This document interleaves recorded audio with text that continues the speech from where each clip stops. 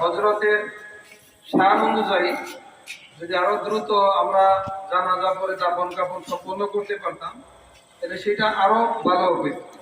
তারপরেও যেভাবে আল্লাহ ফয়সালা আর যেভাবে যেখানে মৃত্যু হবে যেখানে দাফন হবে এই এলেম আমাদের কারো কাছে নাই। আমাদের একটাই জিনিস বলতে চাই আপনাদেরকে, এই গোবিন্দ কিছু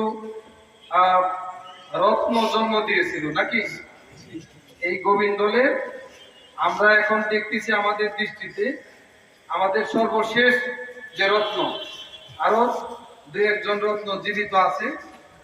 আমাদের শহীদুল্লাহ ফজলুল বারী সাহেব দুনিয়া থেকে চলে গিয়েছে। তারপরে আমাদের কারি আবেদ আলী সাহেব তিনি চলে গিয়েছেন। এই মাদ্রাসার সূচনা থেকে ফজলুল বারী মাওলানা সাহেব তিনি চলে গিয়েছেন। আমাদের মোহর দেওয়ান মহিদুর মাস্টার ওনারা চলে গিয়েছে। হ্যাঁ, এখন এই প্রজন্মের আমরা যাকে সচক্ষে দেখলাম এই 40-45 বছর, সেই রত্ন আজকে আমরা হারিয়ে ফেললাম।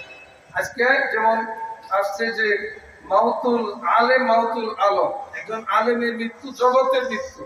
আজকে মনে হইতেছে একটা আমাদের এই গোটা অঞ্চলের মৃত্যু হয়ে গেল। আল্লাহ যেন এই হজরতকে, আমি মনে করি যে ওনার মৃত্যুবরণ করতে দেরি, আল্লাহর পক্ষ থেকে ওনার নাজাত পাইতে দেরি হবে। আমরা সেরকমই একজন বলিয়ে কামে এবং যুগশ্রেষ্ঠ একজন বুজুর্গ হিসাবে আমরা হযরতকে দেখেছি।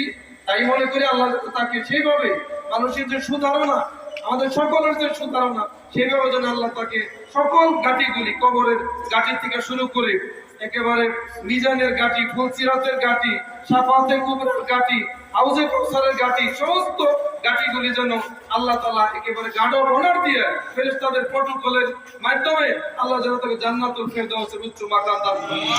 দোয়া করে আমি আমার সংক্ষিপ্ত কথা শেষ করছি। আসসালামু আলাইকুম ওয়া রাহমাতুল্লাহি ওয়া বারাকাতুহু।